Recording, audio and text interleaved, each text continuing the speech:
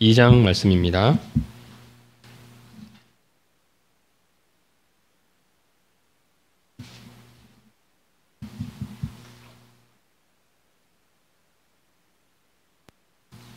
(1절부터) (20절까지에) 있는 하나님의 말씀을 들으십시오. 아닥사스다 왕 제20년 니산월에 왕 앞에 포도주가 있기로 내가 그 포도주를 왕에게 드렸는데 이전에는 내가 왕 앞에서 수심이 없었더니 왕이 내게 이르시되 내가 병이 없거늘 어찌하여 얼굴에 수심이 있느냐 이는 필연 내 마음에 근심이 있음이로다 하더라. 그때 내가 크게 두려워하여 왕께 대답하되 왕은 맘세수를 하옵소서. 내 조상들의 묘실이 있는 성읍이 이제까지 황폐하고 성문이 불탔사오니 내가 어찌 얼굴에 수심이 없사오리까 하니 왕이 내게 이르시되 그러면 내가 무엇을 원하느냐 하시기로 내가 곧 하늘의 하나님께 묵도하고 왕에게 아뢰되 왕이 만일 좋게 여기시고 종이 왕의 목전에서 은혜를 얻었사오면 나를 유다 땅 나의 조상들의 묘실이 있는 성읍에 보내어 그 성을 건축하게 하옵소서 하였는데 그때 왕후도 왕 곁에 앉아 있었더라. 왕이 내게 이르시되 내가 몇 날에 다녀올 길이며 어느 때에 돌아오겠느냐 하고 왕이 나를 보내기를 좋게 여기시기로 내가 기한을 정하고 내가 또 왕에게 아뢰되 왕이 만일 좋게 여기시거든 강 서쪽 총독들에게 내리시는 조서를 내게 주사 그들이 나를 용납하여 유다에 들어가기까지 통과하게 하시고 또 왕의 삼림 감독 아삽에게 조서를 내리사 그가 성전에 속한 영문의 문과 성곽과 내가 들어갈 집을 위하여 들보로 쓸 제목을 내게 주사 내게 주게 하옵소서 하매 내 하나님의 선한 손이 나를 도우심으로 왕이 허락하고 군대 장관과 마병을 보내어 나와 함께하게 하시기로 내가 강 서쪽에 있는 총독들에게 이르러 왕의 조서를 전하였더니 호론 사람 산발랏과 종이었던 암몬 사람 도비아가 이스라엘 자손을 흥왕하게 하려는 사람이 왔다 함을 듣고 심히 근심하더라. 내가 예루살렘에 이르러 머무른 지 사흘 만에 내 하나님께서 예루살렘을 위해 무엇을 할 것인지 내 마음에 주신 것을 내가 아무에게도 말하지 아니하고 밤에 일어나 몇몇 사람과 함께 나갈새 내가 탄 짐승 외에는 다른 짐승이 없더라. 그 밤에 골짜기 문으로 나가서 용정으로 본문에 이르는 동안에 보니 예루살렘 성벽이 다 무너졌고 성문은 불탔더라. 앞으로 나아가 샘문과 왕의 못에 이르러서는 탄 짐승이 지나갈 곳이 없는지라. 그 밤에 시내를 따라 올라가서 성벽을 살펴본 후에 돌아서 골짜기 문으로 들어와 돌아왔으나 방백들은 내가 어디 갔었으며 무엇을 하였었는지 알지 못하였고 나도 그 일을 유다 사람들에게나 제사장들에게나 귀족들에게나 방백들에게나 그 외에 일하는 자들에게 알리지 아니하다가 그 후에 그들에게 이르기를 우리가 당한 공경은 너희도 보고 있는 바라. 예루살렘이 황폐하고 성문이 불탔으니 자 예루살렘 성을 건축하여 다시 수치를 당하지 말자 하고 또 그들에게 하나님의 선한 손이 나를 도우신 일과 왕이 내게 이런 말씀을 전하였더니 그들의 말이 일어나 건축하자 하고 모두 힘을 내어 이 선한 일을 하려 하매 호론 사람 산발랏과 종이었던 암몬 사람 도비아와 아라비아 사람 게심이 이 말을 듣고 우리를 업신여기고 우리를 비웃어 이르되 너희가 하는 일이 무엇이냐 너희가 왕을 배반하고자 하느냐 하기로 내가 그들에게 대답하여 이르되 하늘의 하나님이 우리를 형통하게 하시리니 그의 종들인 우리가 일어나 건축하려니와 오직 너희에게는 예루살렘에서 아무 기업도 없고 권리도 없고 기억되는 바도 없다 하였느니라. 경배성은 72쪽입니다. 2장은 1장 11절에 나타난 느헤미야의 기도에 대한 응답이 구체적으로 어떻게 이루어지기 시작했는지를 보여주고 있습니다. 1장 11절 주여 구하오니 귀를 기울이사 종의 기도와 주의 이름을 경외하기를 기뻐하는 종들의 기도를 들으시고 오늘 종이 형통하여 이 사람들 앞에서 은혜를 입게 하옵소서 하였나니 그때 내가 왕의 술관원이 되었느니라. 2장 8절을 보면 내 하나님의 선한 손이 나를 도우셨다고 기록하고 있습니다. 느헤미야의 기도대로 하나님께서 그가 가야 할 길을 형통케 하셨다는 것입니다. 느헤미야가 기도했으니 하나님께서 그의 기도대로 형통케 하셨는가 보다, 그렇게 생각할 수 있습니다. 그러면서 우리는 기도하면 하나님께서 우리의 기도를 들으셔서 형통케 하신다, 이렇게 생각하게 되죠. 그러니까 형통의 수단으로서의 기도에 대해서 생각하게 됩니다. 나의 삶이 형통케 되지 못하고 삶의 문제들이 파도처럼 계속해서 밀려오는 것은 기도하지 않기 때문이다, 이렇게 생각하기 쉽죠. 기도해야 한다는 것은 옳은 생각입니다. 그러나 이보다 먼저 생각해야 하는 것은 하나님의 뜻대로 기도해야 한다는 것이죠. 우리가 하나님께 드리는 기도의 최종적 목표는 주님의 뜻이 이루어지는 데 있습니다. 기도해서 우리의 삶의 형통함을 경험하려는 것도 그것을 통해서 주님의 뜻이 이루어지게 하기 위해서죠. 그런데 많은 분들이 기도의 목표를 내 삶의 형통 그 자체에 두려고 합니다. 그러므로 하나님의 뜻을 깊이 생각할 이유가 없게 되죠.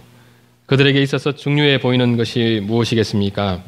얼마나 많이 기도하는가, 얼마나 내가 간절한 마음으로 기도하는가, 그런 우리의 기도하는 행위 자체에 있는 경우가 많습니다. 기도하면서 내 마음의 상태가 간절하다면 그 기도는 바람직하고 좋은 기도라 생각하기 쉽죠. 그런 기도를 주님께서 들어주시리라 생각하게 됩니다. 주께서 우리의 마음을 헤아리시고 또 우리의 기도를 듣는 분이시란 점은 분명합니다. 그러나 주님은 우리의 필요에 대한 간구를 들으시면서도 그것을 통해서 이루셔야 할 하나님의 영광을 생각하시고 언제나 그것을 목적으로 삼는 분이십니다. 주님께서 원하시는 것이 기도하는 우리에게 마침내는 가장 선한 것이기 때문이기도 하죠. 우리는 때때로 주님의 뜻에 부합하지 않는 그릇된 동기를 가지고 기도할 때가 있습니다. 주님은 우리에게 그런 기도조차 부지런히 하기를 원하시는 분이십니다. 우리는 기도라는 수단을 통해서 우리의 생각이 계속해서 수정되어질 수 있기 때문입니다. 우리는 대개 내 뜻대로 될 때 그것을 형통함으로 생각하는 경향이 있죠. 그래서 내가 기도한 대로 되면 감사합니다 하면서 즐거워하다가도 내 뜻대로 되지 않을 때 우리는 기도해도 소용이 없구나 하면서 영적인 무기력에 빠지기도 합니다. 그러나 우리의 기도를 들으시고 우리를 가장 선한 길로 인도해 가시는 주님이심을 아는 신자들에게 사실 형통치 않은 길이 없다고 봐야겠죠. 내 기도대로 되어도 그것은 형통한 것이고 주님께서 내 기도에 응답하지 않으셨다면 그 역시 나를 가장 선한 길로 인도해 가려고 하시는 하나님의 반응이라는 점에서 그 역시 형통한 것이라 할 수 있습니다. 물론 우리의 관심은 내가 원하는 대로 주님께서 반응해 주셨으면 하는 그곳에 있지 않습니까? 응답받는 기도를 드리기 원하는 신자들이라면 이제 그들의 관심은 주님을 설득하기 위한 간절함이 아니라 주님의 뜻, 그곳에 두어야 합니다. 주님을 설득하기 위해서 기도하는 것이 아니라 주님의 뜻을 알고 그 뜻에 순종할 수 있게 해 주십시오. 그렇게 기도해야 하죠. 그것을 위한 간절한 기도가 필요합니다. 우리는 한두 번의 은혜와 결단으로 쉽게 변할 수 있는 그런 사람들이 아니기 때문입니다. 고국에서 들려오는 안타까운 상황을 들었을 때 문제를 해결해 주시도록 기도하는 것은 어려운 일이 아닙니다. 좀 경건한 사람이라면 느헤미야처럼 금식할 수 있고 또 슬퍼하며 기도할 수 있습니다. 그러나 11절에 나타난 기도처럼 오늘 종이 형통하여 이 사람들 앞에서 은혜를 입게 하옵소서, 이것은 전혀 다른 문제죠. 느헤미야가 하나님 앞에서 형통함을 구했던 것은 더 높은 지위나 더 안정된 삶을 위한 형통함이 아니죠. 형통하게 되어 이스라엘을 위해서 내가 감당해야 할 고난을 감당하게 해 달라 하는 것입니다. 주께서 나의 헌신을 사용해서 이스라엘에게 두신 주님의 뜻이 이루어지게 해 달라는 기도죠. 우리가 주님 앞에 나아가 내 삶의 형통함을 위해서 기도할 때 주님께서 내 기도에 좀처럼 응답해 주지 않으시는 것 같다 이렇게 생각되는 것은 내 삶의 유익을 위한 형통함이 주님의 뜻과 잘 조화되지 않기 때문입니다. 그때 우리는 대개 두 가지 반응을 보이게 되죠. 기도를 중단하거나 아니면 더 열심히 기도하게 됩니다. 더욱더 간절히 기도하게 될 때 우리가 점점 더 깊이 깨닫게 되는 바가 있죠. 주님의 뜻대로 순종한다는 것은 결국 자기 부인과 자기 십자가를 필요로 한다는 점입니다. 내 것을 드리는 헌신, 자기를 부인하여 감당하는 그 순종, 그것을 주님께서 원하신다는 점이죠. 그것을 조금씩 깨달아가면서도 많은 기도자들이 기도의 대열에서 탈락하게 됩니다. 기도하면서 나의 유익과 내 영광을 구하려고 하는 그 마음을 버린다는 것이 우리로서는 너무나 힘든 일이기 때문입니다. 주께서 우리에게 원하시는 기도는 결국 우리에게 두신 주님의 뜻을 우리가 마음으로 수납하고 그 뜻을 함께 열망하기까지 드려지는 기도죠. 내가 원하는 것을 위해 기도할 때 우리는 주님의 일하심을 좀처럼 지각하지 못합니다. 그것은 주님께서 일하지 않으셔서가 아니라 우리의 시선이 나 자신에게 머물러 있기 때문이죠.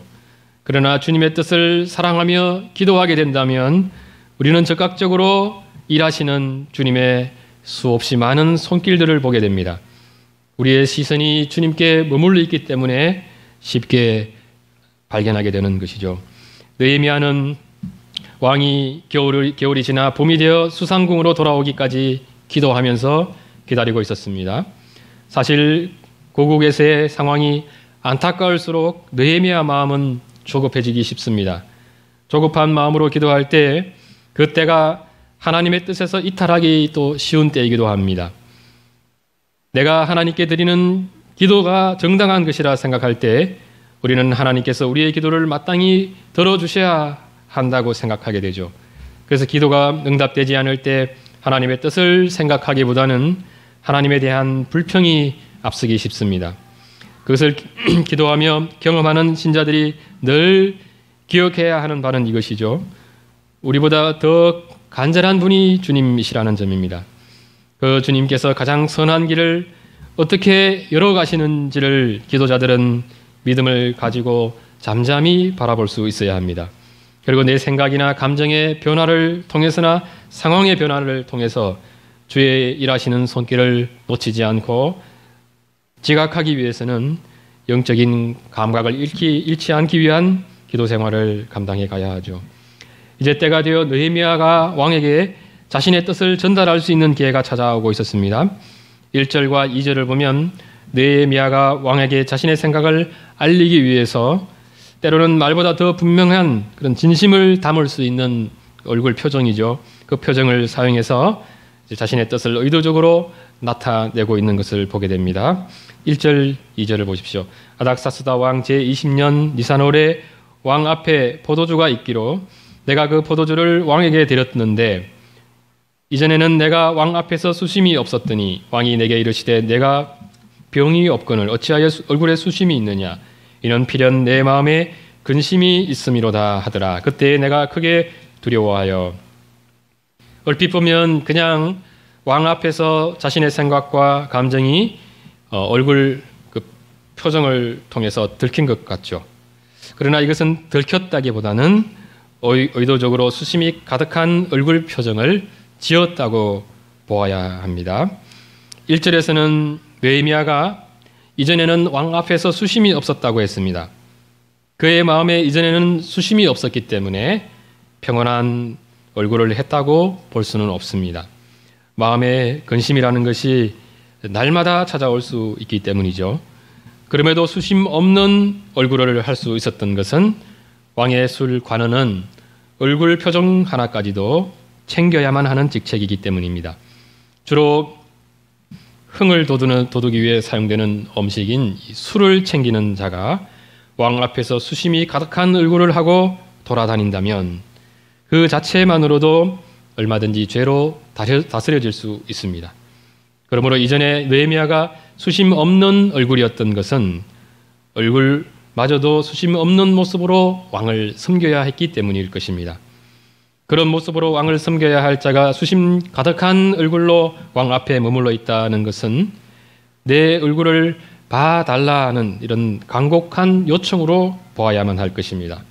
아마도 그것이 술 관원이었던 느헤미야가 왕 앞에서 자신의 뜻을 전달할 수 있는 유일한 수단이었을지 모릅니다. 그러한 노력에도 불구하고 술을 마시면서 파티에만 신경 썼더라면 그 관원의 표정을 살필 수는 없죠. 우리도 사람을 만날 때 생각보다는 내가 만나는 사람의 안색을 잘 살피지 않습니다. 우리가 주로는 내 생각이나 내 감정 상태에 매몰되어 있을 때가 많기 때문이죠. 얼마든지 느헤미야의 노력이 수포로 돌아갈 수 있습니다. 또한 이는 대단히 위험한 시도죠.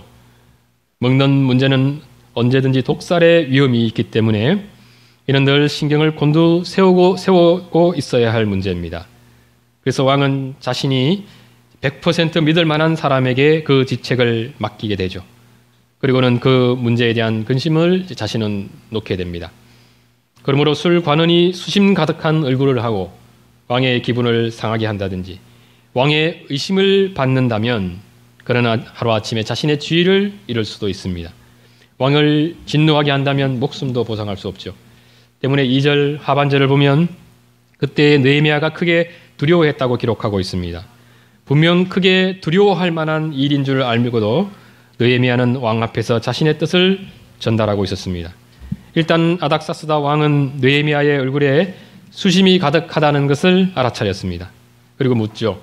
내가 병이 없거늘 어찌하여 얼굴에 수심이 있느냐? 이는 필연 내 마음에 근심이 있음이로다. 얼굴에 수심이 가득한 이유를 이제 설명해 보라는 것입니다. 여기서 이제 설명을 잘 해야 되는 거죠. 3절입니다. 왕께 대답하되 왕은 만세수를 하옵소서. 내 조상들의 묘실이 있는 성읍이 이제까지 황폐하고 성문이 불탔사오니 내가 어찌 얼굴에 수심이 없사오리까 하니 마치 기다렸다는 듯이 왕에게 아뢰야 할 말을 그침없이 말하는 것을 볼 수 있습니다. 사실 이 말은 단순한 보고를 넘어서서 이제 왕이 그 말을 들었을 때 판단을 해야 하고 또 무엇인가를 결정해야 할 그런 숙제가 담겨 있는 말입니다. 그 점에서 술 맡은 관원이 왕에게 아뢰어서는 안 될 말일 수 있죠. 그런데도 그침없이 왕에게 말하면서 왕에게 숙제를 안겨주는 느헤미야의 모습 속에서 우리는 그의 무모함과 담대함을 동시에 보게 됩니다. 하나님을 믿는 믿음이 없었다면 결코 하지 않았을 그 행동이었음을 우리가 생각해 보게 됩니다. 아닥사스다 왕은 느헤미야의 의중을 적극적으로 파악했습니다. 사실 왕은 얼마든지 모른 척하고 지나갈 수 있습니다. 지금은 술을 마시며 쉬어야 할 시간이기 때문에 대답을 뒤로 미룰 수 있습니다. 그런데 놀랍게도 왕은 아주 적극적으로 반응하죠. 내가 무엇을 원하느냐? 이런 왕의 질문과 반응에 대해서 느헤미야가 보인 반응, 4절을 보십시오. 내가 곧 하늘의 하나님께 묵도하고 왕이 질문한 이상 이제 느헤미야는 자신의 마음속에 담긴 모든 말을 이제 꺼내야 합니다. 참으로 긴장되고 두려운 시간이죠. 어떻게 말하느냐에 따라서 지금부터는 자신의 직위뿐만 아니라 목숨도 사라질 수 있습니다. 그래서 그는 더욱더 주님을 의지하며 기도할 수밖에 없었을 것입니다. 그 긴박하고 두려운 상황 속에서 기도하는 이런 느헤미야의 모습 속에서 우리는 그가 평소 얼마나 신실한 기도의 사람이었는지를 보게 되죠. 내가 그와 같은 상황에 있었다면 어떻게 했을까 생각해 보면 좋겠죠.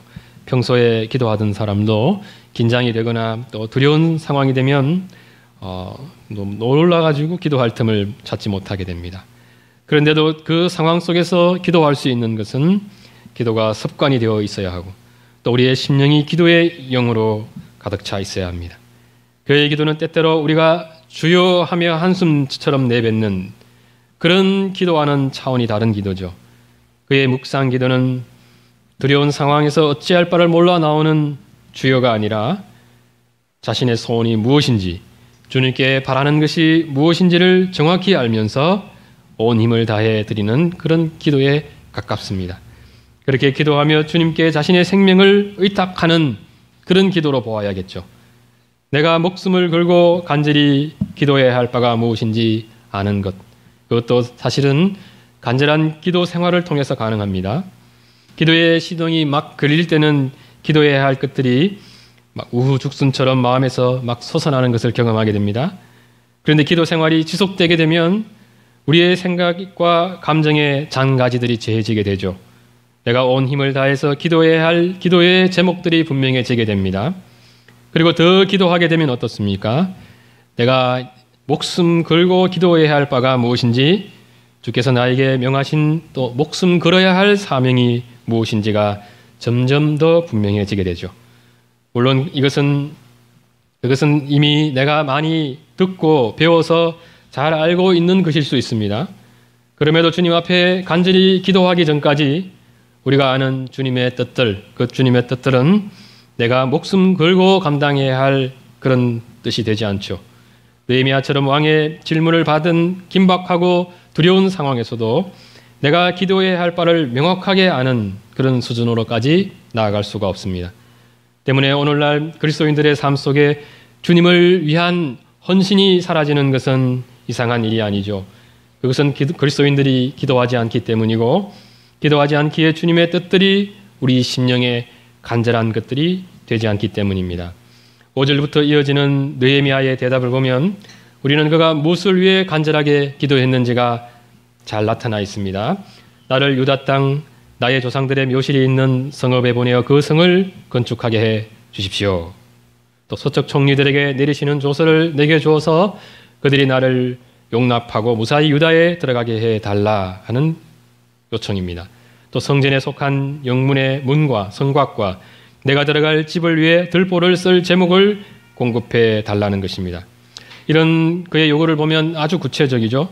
또 왕에게 상당한 부담을 안겨주는 요구입니다. 느헤미야가 왕에게 은혜를 입었다고 해도 이렇게까지 요구할 수 있을까 싶은 그런 요구를 지금 하고 있습니다. 특히 성을 건축하는 일이 어떤지를 아닥사스다 왕은 누구보다 잘 알고 있습니다. 에스라 4장 7절에서 23절을 보면 일찍이 아닥사스다 왕의 그 조서에 의해서 성 건축이 중단된 적이 있었습니다. 그 일이 왕에게 반역하는 일로 이어질 수 있다고 생각했기 때문이죠. 그런 일을 지금 와서 다시 허락한다는 것은 왕으로서도 쉽지 않은 일입니다. 그런데 지금 느헤미야는 왕에게 성 재건에 필요한 그런 재원까지, 제목까지 달라고 요구하고 있죠. 이는 분명 왕으로부터 성낙받기 쉽지 않은 요구입니다. 그런데 놀랍게도 왕은 그의 요구를 들어주었고, 구절을 보면 군대 장관과 마병을 보내서 그들의 호위하에 무사히 강 서쪽에 있는 총독에게 도착하게 했습니다. 왕으로부터 넘치는 은혜가 부어진 것이죠. 일에 대한 느헤미야의 고백이 무엇입니까? 내가 참 운이 좋았구나, 그렇게 말하지 않았습니다. 내 하나님의 선한 손이 나를 도우셨습니다. 그렇게 고백합니다. 선한 손이 나를 도우셔서 모든 일을 형통케 해주셨다는 것입니다. 어떤 일을 할 때 그 속에서 하나님의 선한 손을 보는 것은 믿음의 눈으로만 볼 수 있습니다. 때로는 열심히 기도한 후에 이루어진 일을 보면서도 우리는 그 모든 일들이 우연히 이루어졌다 생각할 때가 많습니다. 어쩌다 보니 된 것이라 생각하죠. 우리가 말로는 다 주님의 은혜입니다 이렇게 말하지 않습니까? 근데 우리 마음에는 또 어쩌다 보니 된 것이다 이렇게 생각하게 됩니다. 신자의 믿음의 눈이라는 것은 무엇입니까? 그것은 하나님이 어떤 분이신가를 알면서 갖게 되는 눈입니다. 내가 보기에 형통하게 되었든 형통하게 되지 않았든 우리 삶을 인도해 가시는 분은 주님이시라는 그 진리에 대한 확고한 지식과 믿음이 우리로 하여금 믿음의 눈을 갖게 합니다. 그래서 우리는 내 생각과 내 계획, 내 의지대로 살아가면서도 동시에 그 속에서 주님의 뜻을 보게 되죠. 그 속에서 때로는 주님의 징계를 보게 되고 때로는 주님의 훈련과 위로를 보게 됩니다. 신자들은 지금도 살아계셔서 나와 동행하시고 나를 인도해 가시는 주님의 그 선한 손을 볼 수 있어야 합니다. 주님에 대한 그 정도의 지각력이 있어야만 우리는 비로소 주님과 동행하며 살아간다는 것이 무엇인지를 아는 신자들로 살아갈 수 있습니다. 많은 신자들이 내가 기도한 것에 대한 그 응답의 때에만 주님은 살아계십니다 하고 고백합니다. 우리의 신앙이 그 수준에 머물러 있지 않고 계속해서 전진해 가야만 합니다. 주님은 심지어 우리가 기도 생활에 실패하고 신앙 생활이 엉망인 그 순간에도 우리의 삶을 세심하게 살피시고 인도해 가시는 분이십니다. 내가 홀로 되었다 생각하는 순간에도 여전히 우리 곁에 우리와 함께 하시는 분이시죠. 주님께서 주님의 백성들을 양무리 삼으신 것, 그것은 주께서 우리의 목자가 되셔서 우리를 앞서서 인도해 가겠다 하는 점을 가르쳐 줍니다. 느헤미야가 왕의 은혜를 입고 형통하게 된 것은 주님께서 이미 느헤미야를 앞서 인도해 가셨기 때문이죠. 우리는 이 선하신 하나님을 믿어야 합니다. 우리는 마치 내가 인생의 모든 어려움을 내 스스로 온 힘을 다해 헤쳐나가는 사람처럼 그런 모습으로 살아갈 때가 많습니다. 온 힘을 다해서 살아가는 것은 맞죠. 그렇게 해야 합니다. 그럴지라도 우리는 내가 온 힘을 다했기 때문에 헤쳐나갈 수 있었다 그렇게 생각하지 말아야 합니다. 우리가 헤쳐나갈 수 있었던 것은 주님께서 앞서 가시면서 우리의 갈 길을 열어주셨기 때문입니다. 온 힘을 다해서 우리가 한 일이란 출애굽한 이스라엘 백성들처럼 그저 주님의 뒤를 따라간 것뿐입니다. 온 힘을 다해 살아가면서도 우리는 지금 내가 고작해야 주님의 뒤를 따라가고 있는 것뿐이라는 점을 잊어서는 안 될 것입니다. 신앙이 성장해 간다는 것은 이것을 지각하는 순간이 많아지고 또 여호와는 나의 목자시니 이 고백이 점점 더 잦아지는 거죠. 느헤미야를 선한 손으로 인도해 가신 주님께서 지금은 우리 교회를 어떻게 인도해 가시는지 또 언약교회는 어떻게 인도해 가시는지 나의 가정과 내 직장과 내가 하는 일 속에서 또 내 인생 속에서 어떻게 인도해 가시는지 우리가 다시 한번 깊이 생각해 보면 좋겠습니다. 선한 손으로 우리를 인도해 가시는 주님이심을 우리가 고백하게 될 때 우리는 결국 모든 것이 감사합니다. 감사하게 되죠. 성공과 실패와 상관없이 감사하게 되고 또 기뻐하게 됩니다. 성공과 실패와 무관하게 우리가 그 순간에도 우리와 함께 하시는 하나님을 뵙게 될 것이기 때문입니다. 같이 기도드리겠습니다. 걸어가신 하나님 아버지, 하나님의 선한 손이 나를 도우심으로 이런 느헤미야의 고백을 우리도 주님께 드리게 됩니다. 먼저는 우리가 주 앞에 간절히 기도하는 사람들 되게 해 주시옵시고 우리에게 주신 주님의 뜻들이 우리의 심령에서 간절한 기도의 제목이 되게 해 주옵소서. 그것을 위해 저희가 기도하게 하여 주옵시며 이미 우리 앞에 앞서 행하시며 우리를 인도해 가시는 주의 선한 손을 보게 하여 주시옵소서.